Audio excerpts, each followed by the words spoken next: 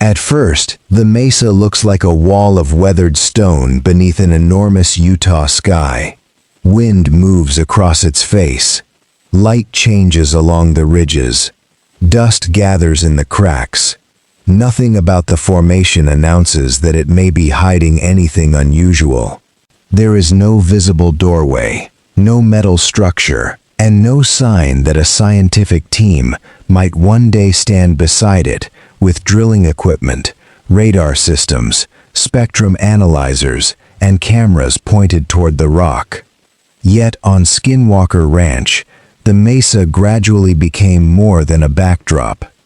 It became the center of a question that could not be answered from the surface. What if the most important evidence on the property was not traveling through the sky, but lying beneath the ground? What if the lights, signals, and strange observations connected to the ranch were not separate events at all? What if they were the visible effects of something hidden inside the mesa? This is the point at which the investigation moved from stories and sightings toward physical testing. Brandon Fugal, the owner of Skinwalker Ranch, was not looking at the formation as a legend alone. Dr. Travis Taylor approached it through science and engineering. Erik Bard worked with the instruments and the data. Thomas Winterton and the field team faced the difficult practical work of reaching places that could not be examined from a distance. The question was never simply whether the mesa was haunted. That word can close an investigation before it begins. The more serious question was whether repeated measurements revealed a physical anomaly. The team had to separate old stories from recorded observations, television claims from laboratory results, and personal reactions from conclusions that could be tested. The title of this investigation promises something impossible inside the mesa. But the careful question is different. What did the scientists actually detect? Why did drilling and scanning seem to create more uncertainty instead of less? And was Brandon Fugal truly reacting to a discovery, or to the realization that the ground beneath his property might be more complicated than anyone expected? The mesa had been visible for generations. Its cliffs and slopes were familiar, but familiar landscapes can conceal unfamiliar structures. Soil can cover metal, rock can absorb or redirect energy. A radar pulse can return from a layer no one knew was there. A signal observed above ground can have a source below it, or it can be an illusion created by the movement of equipment, weather, or terrain. That uncertainty gave the mesa its power. It did not need to move. It only needed to remain silent, while the team tried to understand what its silence might mean. Ground-penetrating radar became the first major step toward the interior. The method sounds simple, but its results require careful interpretation. A GPR system sends electromagnetic pulses into the ground and records the returning energy. When the pulses meet, changes in density, moisture, mineral content, or electrical properties, the signal may reflect differently. The resulting images can show boundaries, layers, disturbances, or shapes that appear unlike the material around them. But radar does not produce a perfect photograph of what lies below. A dark band on a screen is not automatically a tunnel. A curved reflection is not automatically a machine. A suspicious shape may be a fracture, a mineral concentration, a buried piece of debris, or a feature created by the interaction between the instrument and complex rock. That is why the scanning pattern mattered. The team could not responsibly rely on one pass across the mesa. A grid survey allowed the same area to be examined from several directions. If an anomaly continued to appear in a similar location, it deserved greater attention. If it disappeared when the equipment moved, the team would have to consider whether the apparent object was caused by an angle, a reflection, or a limitation in the data. Reports connected to the investigation described possible objects or anomalies deep inside the mesa. The language was striking, but it had to remain qualified. The radar had not shown the investigators a recognizable device. It had shown returns that seemed different from the surrounding material. That difference created a target, not a conclusion. Several ordinary explanations remained possible. The formation might contain fractured rock or conductive minerals. Historic activity could have disturbed the ground. Buried construction debris could create a strong response. Moisture, soil density, or uneven terrain could alter the signal. The team had to consider each possibility before moving toward a more extraordinary interpretation. Still, the scans appeared important enough to justify drilling. Remote sensing could suggest where to look, but it could not provide a physical sample. The next stage would test whether the radar anomaly had a material counterpart. Drilling is a patient form of investigation. It produces no instant answer. A bit descends slowly. Machinery vibrates. Dust rises. Operators watch the pressure and listen to the equipment. The landscape remains quiet while the drill moves through layers of stone that may have been undisturbed for thousands or millions of years. The team's goal was to reach the area identified by the subsurface scans and determine what was creating the unusual response. The difficulty was that drilling resistance has many ordinary causes. Hard bedrock can stop a bit. Irregular geological layers can produce uneven pressure. The angle of the borehole can change the amount of force required. Equipment can lose efficiency, and a damaged bit can create the impression of a deeper problem. Those explanations did not make the operation unimportant. They made it necessary to document the work carefully. The team needed to know where the drill entered, how deep it traveled, what material it passed through, and whether the resistance occurred at a repeatable location. The Season 4 investigation placed drilling in the mesa alongside an experiment at the triangle. The team was searching for a buried metal object while also conducting a separate test in an area associated with other unusual observations. This created an atmosphere of expectation, but it also created a scientific problem.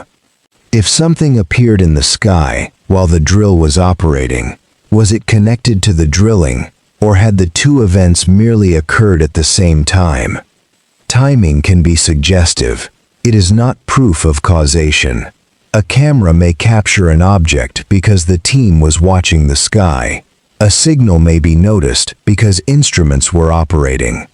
A mechanical disturbance may become more memorable when it occurs during a mysterious experiment. The investigators therefore had to ask whether the event repeated under similar conditions. The reported drilling operation was associated with unusual aerial or instrument-related activity. The program presented the sequence as a disturbing chain of events, and it was understandable that the team paid close attention. The slow pressure of the drill was interrupted by the possibility that something above the mesa was responding. Perhaps the investigation itself had acted as a trigger. That possibility was raised in the program, but it remained a hypothesis. It could not be treated as an established fact without controlled repetition. If drilling caused an effect, the effect would need to appear again when the same conditions were recreated. If it never returned, the connection would remain uncertain. Brandon Fugal's reaction was important because it showed the human side of a technical operation. He was not simply watching a dramatic scene. He was watching a team attempt to reach beneath his property and determine whether the formation contained something physical. His attention suggested concern, but it did not establish what the cause was. The drill had met resistance. The question now became unavoidable. Had the team reached a natural barrier, or was the drill encountering a feature that only appeared to behave like one? A core sample could move the investigation forward. Before a sample was removed, the mystery existed mainly in radar images, readings, and theories. Once material came out of the ground, it could be photographed, preserved, weighed, compared, and sent for analysis. It could also be contaminated, misunderstood, or taken from a location that did not match the radar target. Physical evidence is powerful, but only when its history is clear. One report placed bedrock at approximately 35 feet in the center of the triangle.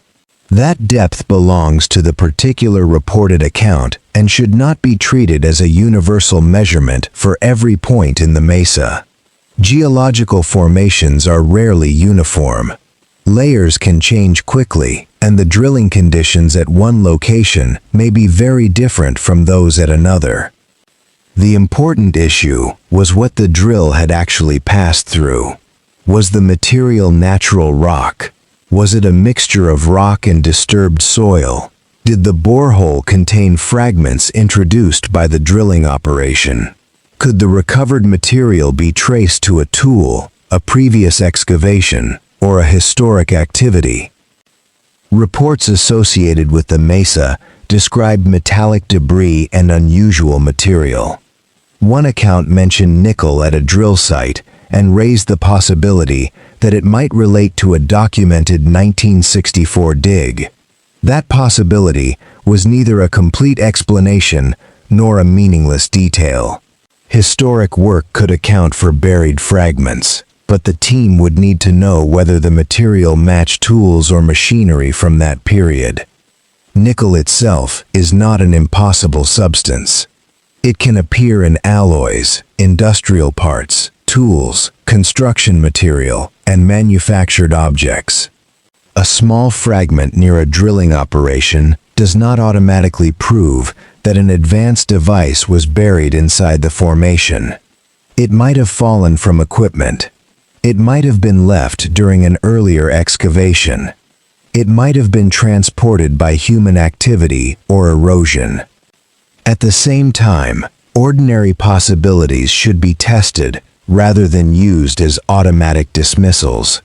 The sample needed to be documented from the moment it was removed. Its location, depth, appearance, condition, and contact with equipment all mattered. The team needed to preserve it and compare it with known materials. The laboratory could then ask more precise questions. What elements were present? Were there layers or manufacturing marks? Did the fragment show evidence of heat, corrosion, or mechanical processing? Did its composition resemble a known terrestrial alloy? Could it have come from the drill itself? The team may have hoped the sample would settle the question. Instead, it made the mystery more tangible. A radar image can be dismissed as interpretation. A metal fragment has weight. It occupies space. It came from somewhere. The challenge was to discover where. The central loop remained open. Was the material connected to the suspected subsurface anomaly, or was it merely located nearby? Without a precise match between the sample and the radar target, the relationship could not be assumed. The investigation then moved from the field to the laboratory. This was the point at which dramatic language had to meet controlled analysis. Reports described materials from the mesa as highly engineered or technologically unusual. Those descriptions created immediate speculation, but unusual does not automatically mean non-human, extraterrestrial, or impossible. Elemental analysis can reveal the ingredients of a material. It may show the presence of nickel, iron, carbon, or other elements. It can help identify an alloy and reveal whether a sample has a composition unlike common objects. It may also show corrosion, layering, or traces of heat. But composition alone rarely tells the complete story of origin. A material can be manufactured on Earth and still be unfamiliar to the people examining it. An alloy can be unusual without being advanced. A fragment can have complex layers because of industrial processing. A sample can appear technologically interesting because its original object is no longer intact. That is why chain of custody and comparison samples matter. Investigators would need to know whether the material had touched a drill component, a container, a glove, or another object brought to the site. They would need to compare the sample with the equipment used during the operation. They would need to determine whether similar material existed elsewhere on the ranch. Reports described later examination of metal extracted from the mesa, including work involving physicist Dr. Brian Patchett at Utah Valley University. Moving the material away from the ranch was significant because it allowed the sample to be examined in a controlled environment. The emotional pressure of the landscape could not change the readings inside a laboratory. Several explanations remained available. The metal could be linked to historic excavation or construction. It could have been introduced through modern drilling. It could be an industrial fragment transported to the area long ago. It could be an unusual but entirely terrestrial alloy. Or it could be a deliberately manufactured material whose original purpose and source were unknown. The most extraordinary possibility required the strongest evidence. It would not be enough to say that a sample looked unusual. The team would need repeatable measurements, independent laboratory confirmation, and evidence that excluded contamination and historic activity. This is where the emotional meaning of the title becomes more precise. The shocking discovery may not have been a machine waiting intact beneath the mesa. It may have been the realization that an ordinary-looking geological setting contained material whose origin was not immediately obvious. If the material was real, why was it found in the same general area as the radar anomalies? If it was unrelated, why did the area continue to produce unusual readings? The answer might have been simple, but it had not yet been demonstrated. The mesa, the triangle, and the electromagnetic experiments now appeared to form an uncomfortable pattern. The triangle had become one of the main locations for controlled tests. Researchers wanted to know whether the mesa influenced the behavior of signals, especially radio frequency energy. One reported experiment involved transmitting a signal at approximately 1.6 gigahertz and testing whether it could be detected from one side of the mesa to another. At first glance, the experiment appears to ask a straightforward question. Can the signal pass through the formation? But radio signals can behave in complicated ways. Rock, soil, metal, moisture, equipment, and terrain can absorb or redirect electromagnetic energy. A signal that appears in an unexpected place may have been reflected. It may have followed a path around the formation. It may have been produced by another source. Antenna position and equipment sensitivity can change the result. A single observation can suggest an anomaly. Repeated observations under controlled conditions can establish a pattern. The difference between the two is the difference between an intriguing event and dependable evidence. Reports associated with the experiment interpreted the signal behavior as possible evidence of a passage or portal through the mesa.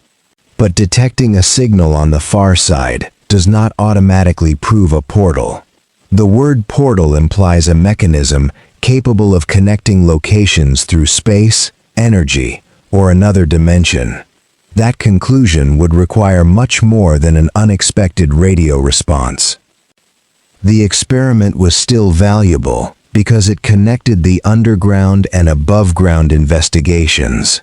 The Mesa was no longer being treated only as a place where metal might be buried. It was being examined as a possible participant in the behavior of electromagnetic energy. The team had to consider several possibilities. Conductive mineral layers might redirect signals. Geological faults might create unusual boundaries. Atmospheric conditions might affect transmission. Nearby devices might interfere with one another. The equipment might be recording a reflection rather than a passage. The team also had to consider whether attention itself was creating part of the pattern. More instruments produce more data. More data produces more unusual results. Some of those results may be meaningful, while others may be ordinary events that would have gone unnoticed before the investigation began.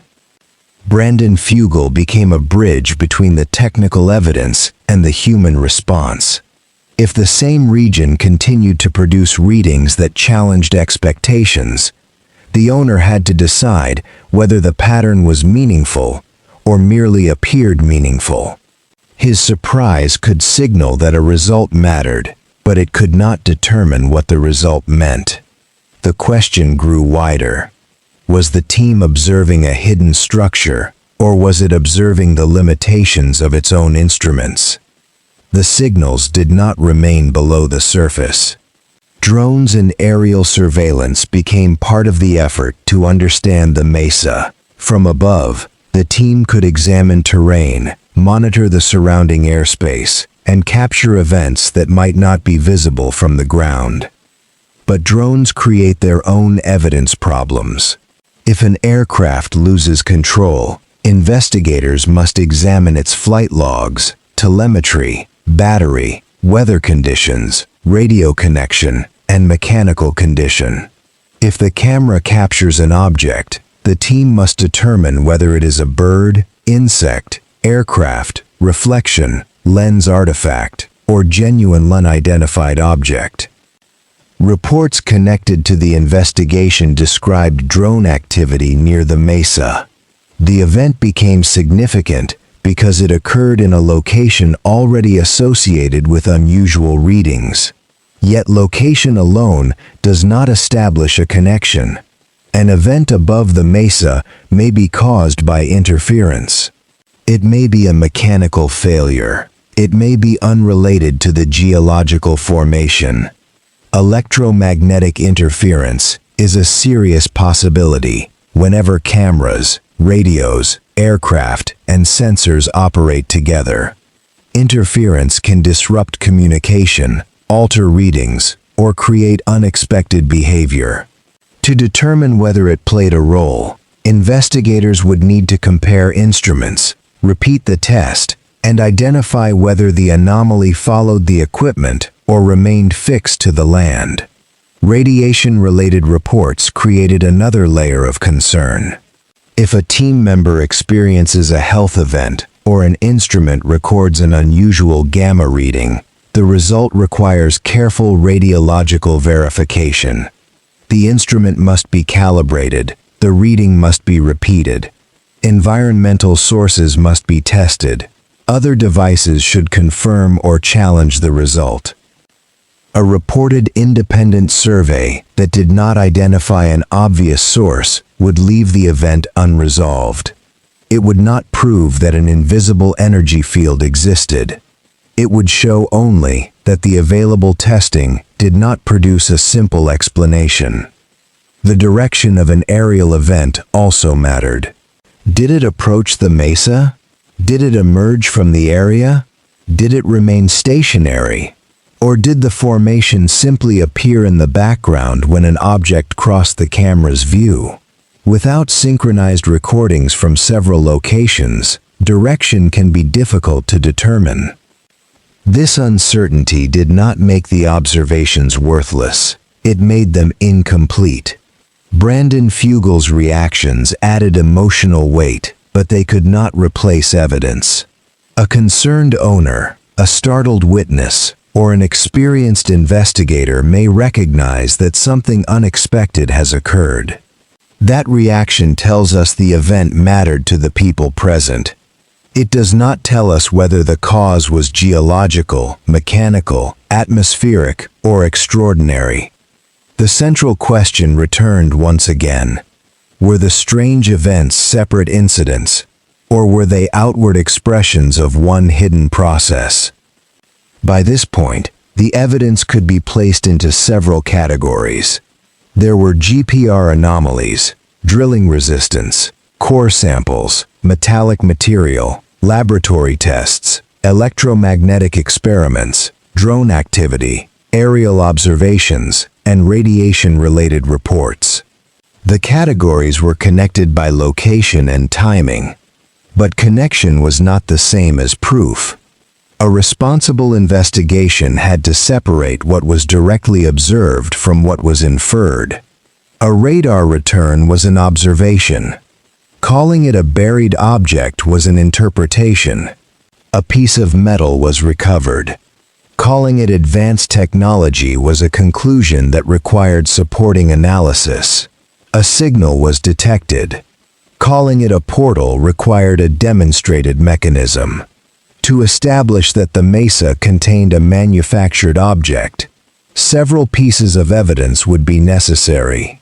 The object would need to be recovered intact, or in a condition that allowed its form to be understood. Its location would need to correspond precisely with the radar data. Its composition would need to be independently confirmed. Its manufacturing marks, if present, would need to be documented. Investigators would need to exclude contamination, modern equipment, historic excavation, and ordinary industrial debris. To establish an energetic or portal-like connection, the standard would be even higher. The signal behavior would need to repeat. Independent instruments would need to record the same effect. Experiments would need to be designed in advance, with results that could be predicted and tested. The proposed mechanism would have to fit known physics or clearly demonstrate a new phenomenon. That level of caution can seem frustrating, especially when the people on the ground are visibly surprised. But surprise is not confirmation. A scientist can be shocked by a result that ultimately has a conventional explanation. An owner can be concerned about evidence that later proves to be equipment contamination. The emotion tells us that expectations were challenged, not what the final answer will be. The strongest conclusion supported by the investigation is more restrained. The team found enough unusual evidence to justify continued study, but not enough to establish one explanation for everything. That is not a failure. It is the normal condition of a mystery that has not yet been solved. A single dramatic clue can mislead. A pattern repeated across years deserves attention. The difficult task is determining whether the pattern survives, independent testing, careful documentation, and attempts to disprove it. Perhaps the most disturbing result was not the discovery of one impossible object. Perhaps it was that every answer produced another test. The radar led to drilling. The drilling led to sampling. The sample led to laboratory analysis. The laboratory raised questions about origin. The signal experiment raised questions about the Mesa's interaction with energy. The aerial observations raised questions about interference and direction. For now, the quiet, silent Mesa keeps its silence. It waits beneath the sky, still holding its questions for whoever returns to look below the surface.